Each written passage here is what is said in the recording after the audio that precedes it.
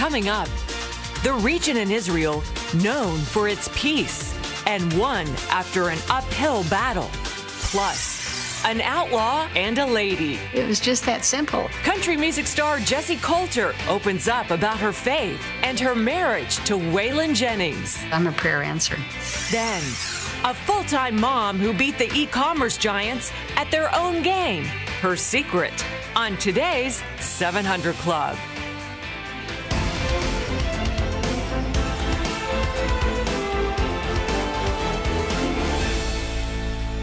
Well, welcome, ladies and gentlemen, and Terry is here, and I am here, and I want to ask Terry a question.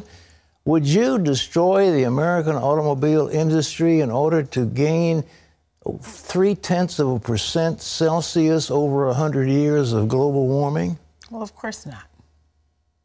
Now, that is common sense, yes. Midwestern common sense. Thank you.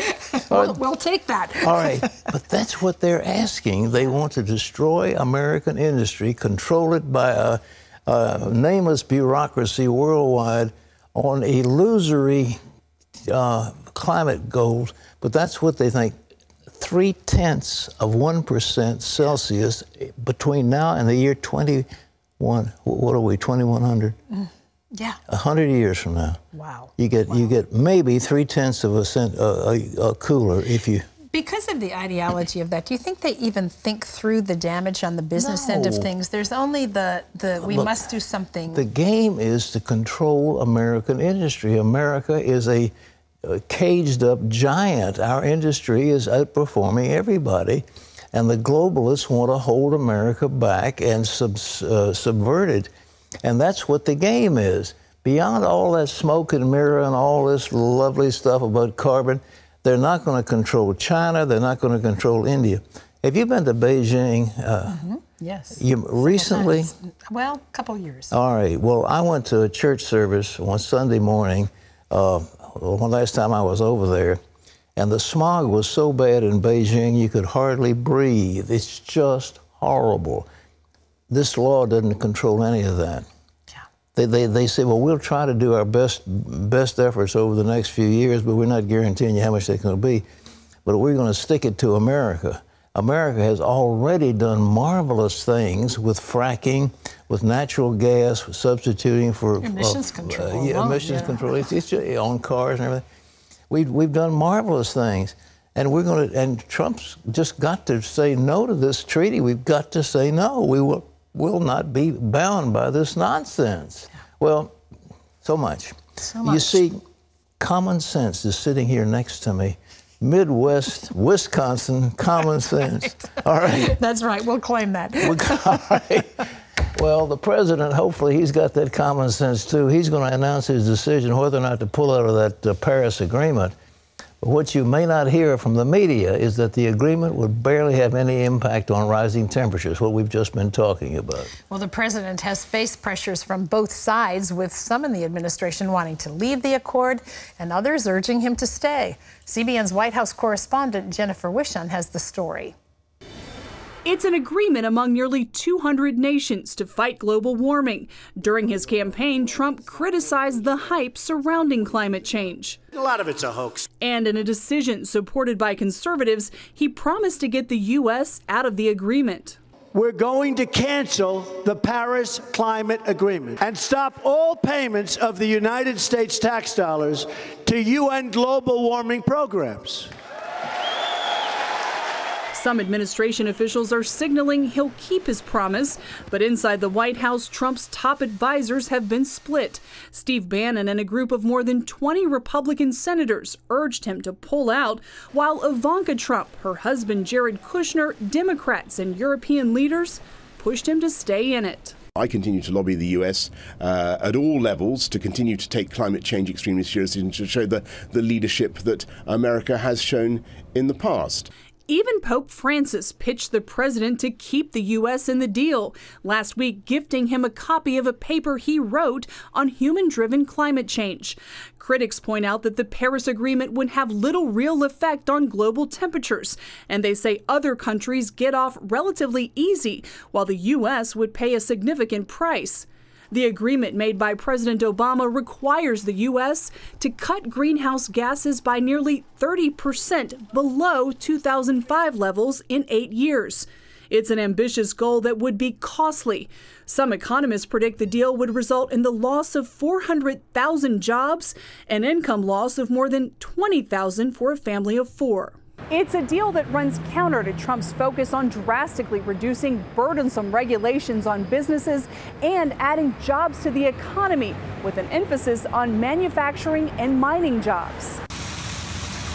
An agreement is all it is. President Obama chose to shake on the deal without involving the U.S. Senate, which under the Constitution is supposed to approve international treaties.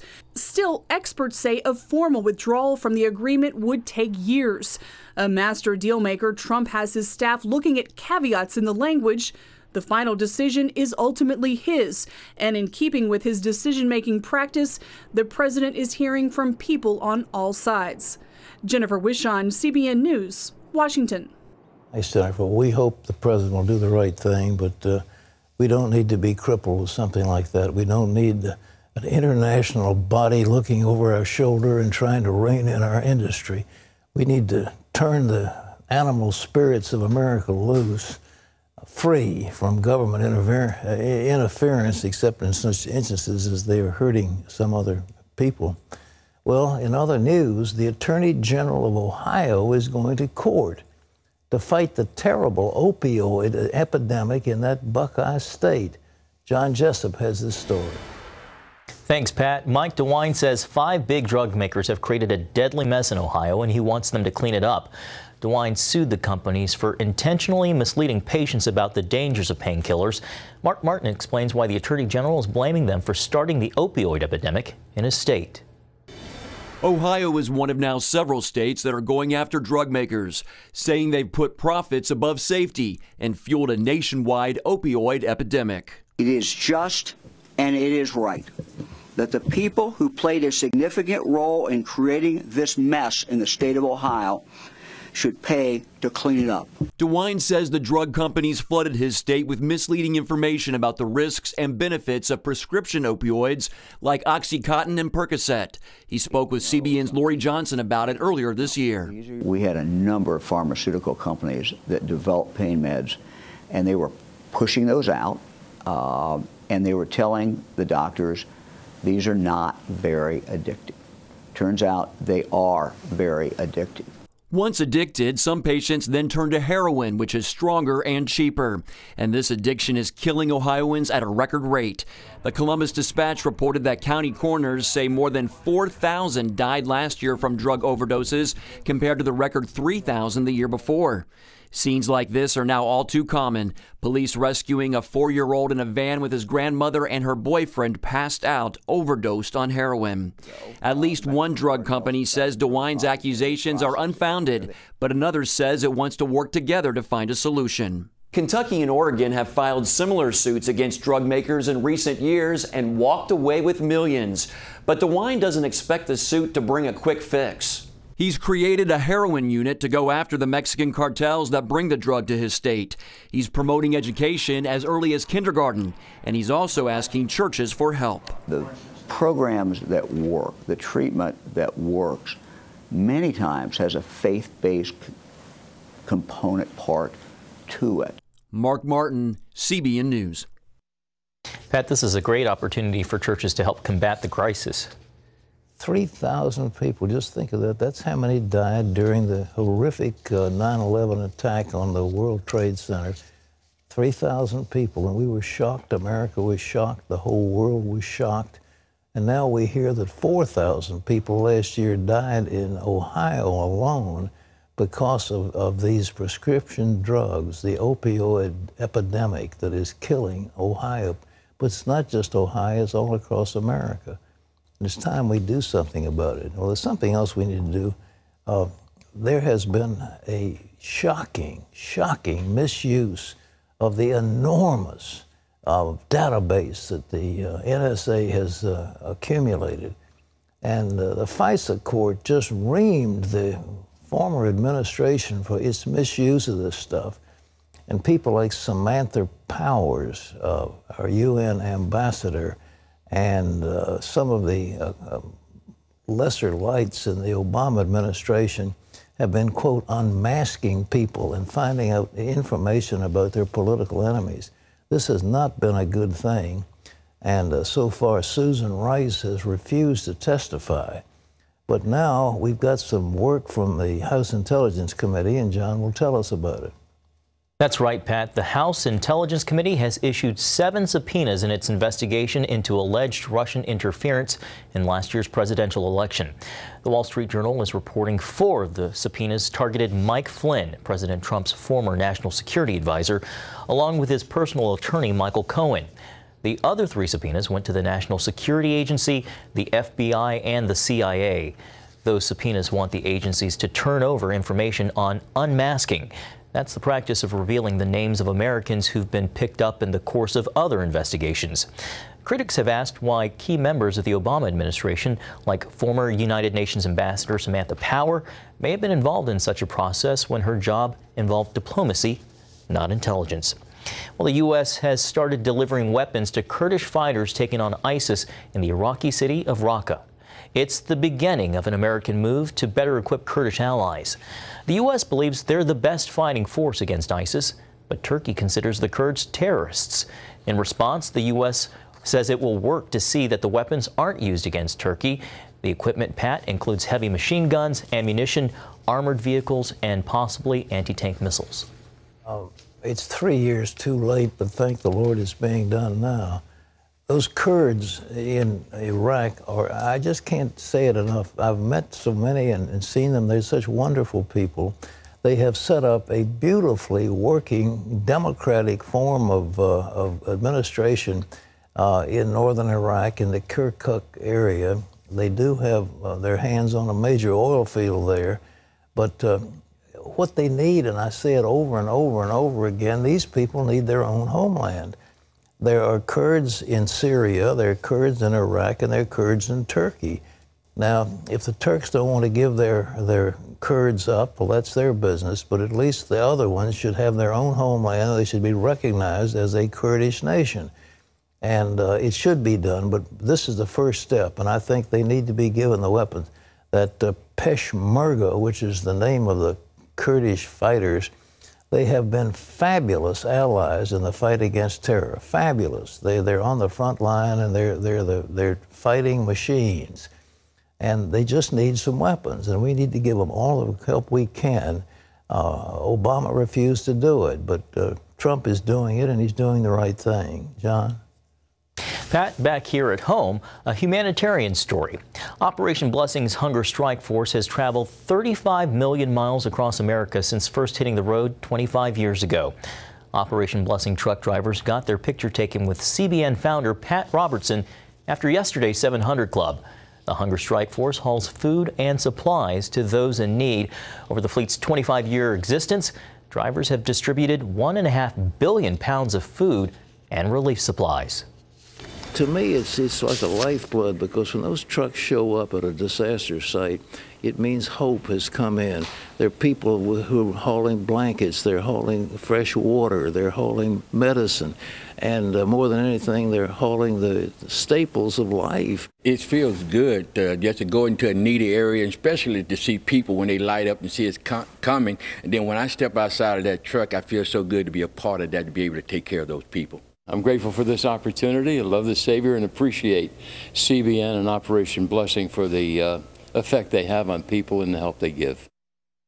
Driver Frank Kennedy, who you just saw there, told CBN News that he believes his position is a calling and that it's not drivers that minister, it's ministers who drive. Pat, they do great work, and it looks like you guys had a great time. Well, we did. It was just wonderful to have them here in the studio with us. But just think of that, ladies and gentlemen. My goal was to distribute 100 million pounds of food and supplies every year to the hurting people, those in the inner cities, those in Appalachia, those in disaster areas. And these trucks show up, and what they do, they go into areas like, for example, Idaho, and the potato farmers have surpluses, so they say, if you can get a truck to pick up the potatoes, we'll give you millions of pounds of potatoes just for free. Just come get them. So we run those trucks up there, load up with potatoes, and then take them out to some place where they need. Then we load up with something else and go in another direction. But it's really exciting to see it working. And those trucks are so beautiful. And when, as I say, when they show up at a disaster area and suddenly you see these beautiful trucks, Operation Blessing, one after the other coming in, the people know that there's help, there's food, there's supplies, there's water, there's medicine, there's blankets, there are all the things they need in those trucks. Imagine that. Billions of pounds of food distributed through what we call the Hunger Strike Force. Now, if you want to participate, we sure could use your help. Needless to say, the more the better. And we can get more trucks, more trailers and everything if we have the funds. So the number is 1-800-700-7000. It's Operation Blessing International. And if you want to say, I want to participate in the Hunger Strike Force, that's what it's called, all those trucks to help, that's help at home. We do a lot of work overseas, but this particular initiative is for the U.S. of A., and it's really helping people. You have no idea how important this is. I remember Katrina down in New Orleans. We had those trucks loaded with groceries, and we backed up to a Salvation Army kitchen, literally connected them to, and we were taking the groceries out of our trucks, giving them into the kitchen. The kitchen was feeding the people, and we might feed as many as 30,000 people a day, starving. No, they weren't starving, but very hungry people who lost everything because of Katrina. And we were there, and that Hunger Strike Force linked in with our dear friends of the Salvation Army. It all works together. Hallelujah. That's why God puts us in family, right? That's right. Okay. What's next? Well, up next, we take you to the peaceful wine country of Israel, but trouble is brewing just a stone's throw away. See why the Golan Heights is so critical to Israel's peace when we come back.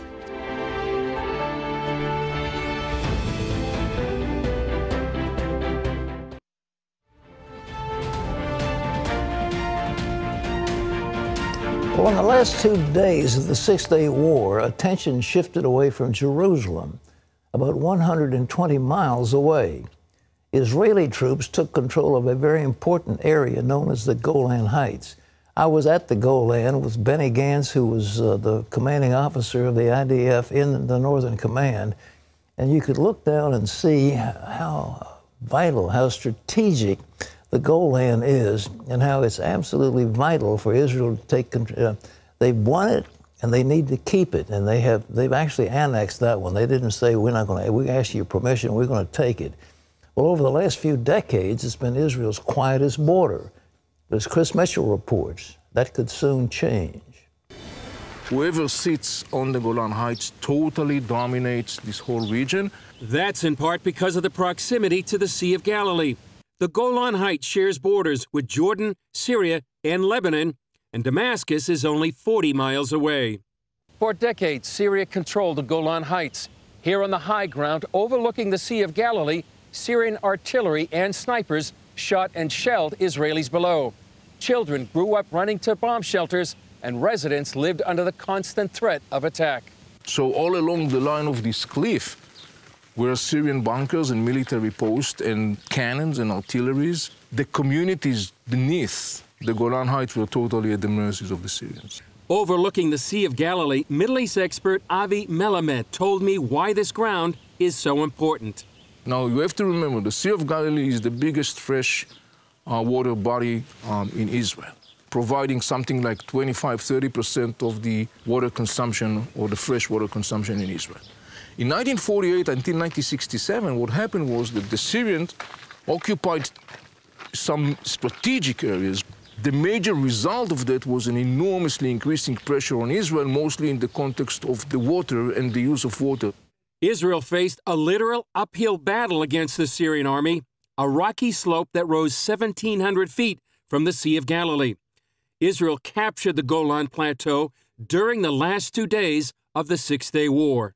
We were afraid that Syria will come back. And again, they will shell the valley and try to take the water, to take the Jordan. We decided to make the first kibbutz in the Golan Heights. And just a month after the war, Yehuda Harel and his family joined the first Israelis moving here. We got a permission from the army to get inside the Golan Heights because it was a military area. And we got a job from them to collect cows that were wild in the area. They first lived in what had been housing for Syrian army officers. We are very near to Quneitra, about 100 meters from Quneitra. And we are near to the quarter that we used to live here for almost 5 years. This was the house that we, with another 3 families, lived in this house. Eventually, the community moved across the ridge and still farms near the border. Today, close to 50,000 people, more than 25,000 Israelis, and about 22,000 Druze live on the Golan Heights. It's known for its fresh fruit, like the grapes used in award-winning Israeli wines. In the last more than 40 years, the Golan Heights is the most quiet area of Israel. Everything happened in the other side of the border. But that could be changing. Do you see any similarities between the conditions prior to 1967 and the conditions now? I would say that the strategic threat, as far as Israel is concerned, is today much more severe in comparison to the pre-1967. The major reason for that is that the presence of Iranians and Iranian-backed Shiite militias stone's throw away from the Israeli-Syrian ceasefire line. Melamed said Iran wants to establish a new front here, similar to those established in South Lebanon and the Gaza Strip. Trying to launch a military front against Israel in the Golan Heights could result in a massive eruption, because Israel will not stand for that, and rightly so. On the 49th anniversary of the Six-Day War, Prime Minister Benjamin Netanyahu made it very clear how Israel views the Golan Heights. They are for peace. In the stormy region around us, Israel is the stabilizing factor. Israel is the solution, not the problem. The Golan Heights will forever remain in Israel's hands. Israel will never come down from the Golan Heights. For now, Harel says there's a reason why this area has remained quiet. We live in peace. It's a peace because we are in the Golan Heights. When we were only in the valley and the enemy was up on the hill, it was not peace. To live in peace, you have to be strong and to live in the higher place. Chris Mitchell, CBN News, the Golan Heights, Israel. Well, it's a fabulous thing, and as I say, I've been there taking a helicopter ride. I was up with the commanding officer of the IDF, and we went from there down to the Hula Valley, and there's some fabulous farms, the most delicious fruits you ever saw. These Israeli people, they're growing, and it's just magnificent. But the view from up there is extraordinary. But from the Golan, you look down on the Sea of Galilee, and you look down on the Hula Valley, and you can shell at will if you have that your artillery placed on the Golan. So there was a tank battle. There were about 1,000 tanks. It was one of the biggest tank battles in the history of warfare, and the Israelis just bulled their way up there. It was a horrendous battle. Yeah. So it's been fought and won. And you know, we were talking earlier in the show today about common sense. I mean, all you have to do is look at the situation. Exactly. It is common sense that they need to stay. They must have this as land. I say, the West Bank, for some reason, they never really incorporated. They kept talking about disputed territory and so forth. In terms of the Golan, they annexed that to Israel. That's part of Israel now, and it's not part of Syria. But you look down, and there's Quneitra, and then beyond that, a little bit beyond that, it's Damascus. So it's right there on the front line. But anyhow, Israel's not going to give it up. But you've seen it, ladies and gentlemen. The next war, when it does happen over there, that's going to be one of the key areas. So it's good to watch. All right. Well, speaking of seeing it, if you haven't gotten your tickets to CBN's docudrama about the Six-Day War, you need to move fast. You know, last week, many showings of the film, which is called In Our Hands, The Battle for Jerusalem, were sold out. So if you missed your chance the first time around, here's the good news. In Our Hands is back in theaters today, June 1st, and also next Tuesday, June 6th. To get your tickets, just go to inourhands1967.com, but you're going to want to do it ahead of time to be sure that there's room and space for you. Well, up next, country music legend Jessi Colter shares a private side from her personal songbook. A heritage of faith is what I'm talking about. Is better than money, celebrity. It's a marvelous something that's implanted in you, you know, that can't be forsaken for long. Jessi talks about her faith and her tempestuous marriage to the late Waylon Jennings after this.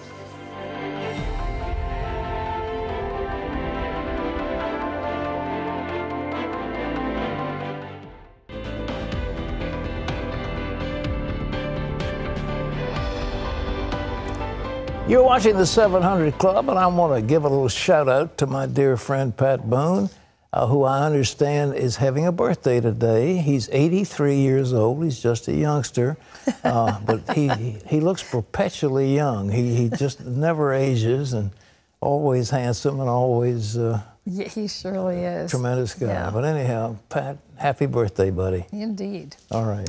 Well, singer-songwriter Jessi Colter is known as the First Lady of Outlaw Country. And along with her husband, the late Waylon Jennings, she forever changed American country music. Jessi's personal life is as storied as her professional life, and her journey of love and faith is equally powerful. Jessi Colter, a name etched in country music history. A singer and songwriter, Jessi's first big hit came in 1975 with I'm Not Lisa, that topped both country and pop music charts. She's also known for her rocky marriage to the late country music legend Waylon Jennings, and for standing by him as he fought his own demons of addiction. We met with Jessi at the Country Music Hall of Fame and Museum in Nashville, where she talked about her new memoir, An Outlaw and a Lady, a book about her marriage to Waylon and her journey to a lasting faith in Jesus. Born Miriam Johnson in Phoenix, Jessi's faith was shaped by her mother, a Pentecostal evangelist. It was her faith in God, her staying attached to God in prayer, in praise. A heritage of faith is what I'm talking about. Is better than money, celebrity. It's a marvelous, something that's implanted in you, you know, that can't be forsaken for long. At 18, she met and married producer and pop star Duane Eddy. Intrigued by his philosophy on life of intellectualism and objectivism, she began to question her Christian beliefs. I had looked into Buddhism.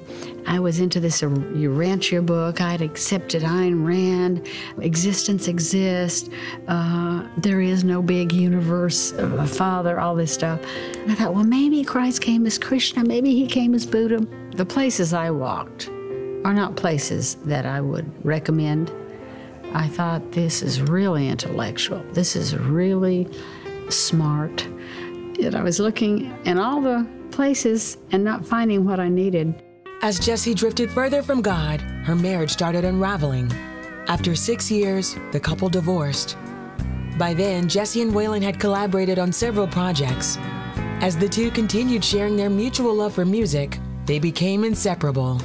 They married in 1969, forming a country music power duo that achieved rapid success. We were kind of surprised and happy. It was just that simple. We didn't know the impact of what it was going to do. Until Waylon went down to Texas and found the young people were really discovering our music. The couple released 2 top 40 singles, Suspicious Minds and Under Your Spell. Then in 1975, Jessi released her breakthrough single, I'm Not Lisa. The following year, she and Waylon were featured on the groundbreaking album, Wanted, The Outlaws, with country legends Willie Nelson and Tom Paul Glaser. Both had children from previous marriages, and Jessi says Waylon loved all of them, but his growing addiction to cocaine was tearing their marriage apart. And Waylon was so much fun and so celebrative and so creative that he was great to be around. But I came to a point where I feel like it was getting physically destructive, and I just had to make a decision. And one day, I was opening the door to this little house we lived in, and I said, well, there's always God. All you can do is pray at certain points. That's all you can do. In 1976, Jessi turned her heart, her marriage, and her husband over to God. I had good reason to leave the marriage. And I had a day in my life on my knees after fasting. I said, I know you'd bless me if I leave, or you'd bless me if I stay. No matter what I want, what do you want? And those points of submission are amazing what happens. And I stayed. And so from that time on, I knew that, you know, my spiritual father was my partner. And I was there for Waylon, and I was there for him. She says only then was she able to love Waylon with the love of God and pray for her husband. Then in 1979, they had a son, Waylon Shooter Jennings. 5 years later, Waylon got over his addiction to cocaine. He quit cold turkey as Jessi poured his last dash of the drug in the toilet and flushed it away. In that moment, she shouted hallelujah, but one prayer had yet to be answered. I was so excited when I came back into my faith and wanted so for him to share that, but he wasn't there. And so I had to learn through trial and error to just live it. And I did. By 2001, Waylon's health had been deteriorating for years. On Thanksgiving Day, he gave his life to Jesus. He said, the rest of my life is going to be a mark for the good. He made that decision. A few months later, in 2002, he passed away due to complications from diabetes. Jessi found peace in knowing he had accepted Jesus in his heart. Jessi recently released an album called The Psalms. She says she sees traces of her own life through the story of the biblical character David. You know, David so speaks to our human condition. He gets so mad, he gets so troubled, and yet he always comes to worship. If you read the Psalms, you just can't miss yourself. It will show you yourself. Through that, Jessi hopes people discover how God's love can restore the broken parts of their lives. And if we just say, you know, I just need you. I need you to be in this. He knows me better than I do. He's been truly the lover of my soul. I'm hoping that it gives people some direction and, you know, acknowledging the power of prayer, because I'm a prayer answered. Well, for more of Jessi's story, you can pick up a copy of her book. It's called An Outlaw and a Lady. And her latest CD, as was mentioned, is titled The Psalms. Both are available nationwide. Wonderful woman with a story to tell. Mm-hmm. Lovely, too. She's a beautiful good-looking lady. And Waylon's a terrific guy. I mean, it's just, those outlaws were something else. Okay. Well, still ahead, an amazing success story. Meet the woman who went from full-time mom to the CEO of a multi-million-dollar company. It took place in just 5 years. Hear how she cracked the code on e-commerce. Coming up.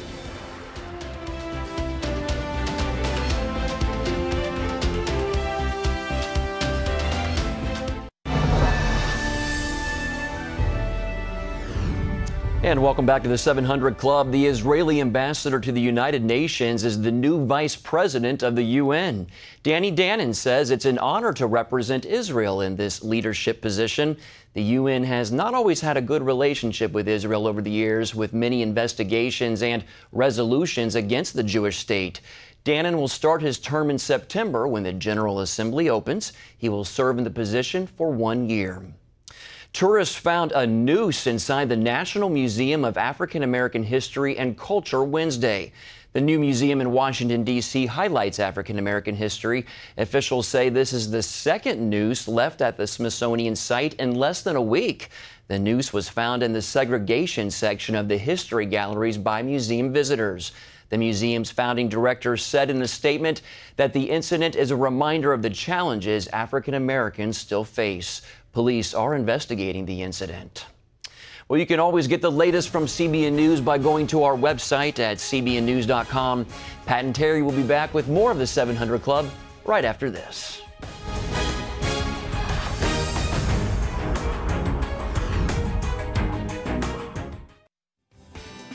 To see this week's most viewed stories, go to cbn.com.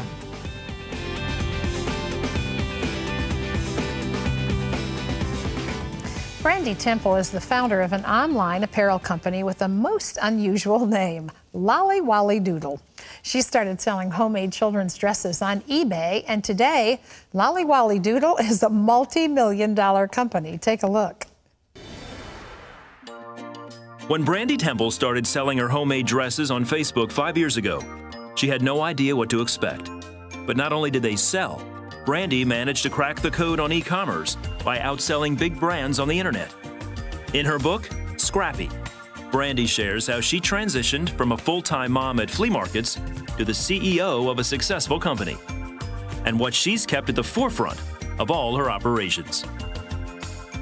Please welcome to the 700 Club, Brandi Temple. It's great to have you here. Thank you so much for having me. Your company has just flourished unbelievably, but let's go back to the beginning for a moment, because it really started out of a need in your life. Talk about that. It really did. So my daughters were 5 years apart, and I wanted them to match. So the need was sort of, I wanted to make them a couple things. And I had some leftover fabric, enjoyed it, and started putting some things on eBay to sell. And then my husband's job started going downhill. And it was with the economy and, you know, construction industry. He was in heavy equipment. And as his was going down, mine was sort of coming up. So I said, okay, instead of just manicure money, maybe this needs to be light bill money. And so we started, you know, seeing that start to flourish. And then at just the right, perfect moment when everything did flip, the business was taking off and he was laid off. And, you know, it was no longer a hobby. We decided it had to be a business. I mean, this is one of those businesses that really started in a little sewing room and then to the garage, and then today you have how many people working for you? We have about 150 people working for us. Wow. Yes, and we still do some of our outsourcing and with our smocked goods, and that's sort of how, you know, the whole Facebook finagle is really started, was, you know, something just out of necessity and need, and I put it on there to get rid of some things. And then today, you know, now we're I love your description in the book where you kept hearing the ding, ding, ding of people hitting your site. And it's like, what is that? And I didn't know it was the lottery going off. Look at this. I mean, these are so precious. I mean, my grandma was a smocker, and you know, it's hard to find things like this today. And that's what I wanted. I wanted my girls to really have that, you know, being from the South. Classic. That classic and that Southern and all that, you know, just sweetness to them. And I just couldn't find it. And then I couldn't afford it when I did find it. So it was like, you know, I'm on a budget here. Well, that's the smock dress. One of the big items on your site today is the leggings for little girls and bigger girls. You've got beautiful patterns and just some really lovely things. But talk about, you mentioned Facebook, because you kind of broke the code with that. I mean, it started with eBay, but then how did it happen that you decided to use Facebook? Well, that's when God really stepped in. And we said he has the best sense of humor, because I knew nothing about social media. Matter of fact, I didn't know Facebook was called social media. So in one of my first meetings— I love that. Yes, I mean, they're talking about, you know, you've conquered social media and all these things you've done. And I'm like, I have? Yeah, okay, that's great. About halfway through, I realized they're talking about Facebook. Facebook is social media. So, you know, when it all happened, and then, you know, it was there, and it was these moments, and these people were buying things, and this frenzy started, and you know, and I get contacted from this amazing woman in New York with this business background, and she's saying, you know, you're onto something. How did you do this? This is what's in the news. And I want to invest in your company. I want to invest in your company. You didn't even go searching for that. And so when everybody asked me, how did you figure it out? I said, I didn't. I mean, God just told me that day, put it on Facebook, and it was like that little voice that was in the back of my head, and I listened, and I just sort of did something that I thought was common sense. Yeah. Lots of people are out there. And where are you at today as a company? As a company, well, we have 150 employees. We have every year continued to grow. And that is not taking into effect that when Facebook changed their algorithm, which anybody in business out there knows exactly what I'm talking about. It's almost like equivalent to, you know, a business downfall, starting over. We had to change our business overnight. And a company to stay around and to be able to even, you know, withstand that, Not just stay in withstand, itself, but thrive. yes, was a testament in itself that God really had plans for us. Well, I want to talk about that because your book is so much more than just the story of your company. I mean, it really offers some wise counsel to people. And just as you're talking about that whole algorithm change, you say over and over in the book, in life we get to go do start-overs, do-overs, Yes. we get replays of things. And God has used that in your life because you've been willing to not just sit and be overwhelmed by your circumstances, but to grab the bull by the horns and move forward. You have to. And you have to start from where you are. Start from where you are and start today. Yeah. It's not tomorrow, it's not the next day. And you know what? You find yourself in the wrong place a week from now, you hit the reset button. Yes. Start over. Yes. And people don't realize that. It's well, I have to wait until my kids are this age, or I have to do this. You can take baby steps. Yes. Financially, maybe you can't leave a job that you don't like and you have an idea in your head. No, but you can start planning and doing things on the side. And God gives us all of these ideas and these thoughts. And I used to think it was just, intuition and stuff. I now realize that voice, intuition, is what he's telling me to do. Yes. And you just listen to it, and you just take that journey. Well, one of the things I loved about the book also is your description of and encouragement of aha moments. Yes. Things that, what is that? Talk about that. So aha moments are things that happen in your life, and they can be devastating at the time. And that's the moments you're sitting there and you're like, why, God, why? And you don't understand, and it makes no sense. But 3 years down the road, something happens. For me, when Franny was killed in the car accident, his aorta was torn from his heart, and I had lots of questions, and it was a really, it was such a deep loss, and it was that point for me. But 2 years after that, I actually witnessed a guy die on a motorcycle, and he died from the same thing. How bizarre! And when I found that out, his wife came in and talked to me, and she was like, all I want to know is, did he suffer and everything else? Because I was right there with him, and I was able to say, not one bit. He closed his eye. So it's those moments, and they're not always sad, and they can be so happy. And from dealing to, my life of when I worked in a bridal store and helping people as they come in, and just realizing that everybody is a person. Everybody has a story. Everyone has a story, and, just because someone comes in, not judging the book by its cover, but it all ties back in. And there's going to be questions, and I say it in the book. You know what? No, I'm not saying right now that everything is answered, and we're going to hear everything, but if you just listen, and there is a pattern to it all if you'll take the time to look for it. Brandi Temple's book is called Scrappy.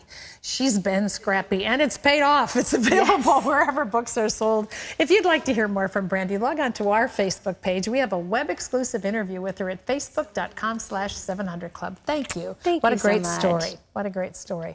Well, still ahead, we're going to bring it on with your email. Judy says, Pat, do you think that if a high school student at a Christian school became pregnant, she should be banned from graduating with her class? Stay tuned. He's going to answer that. It's all coming up.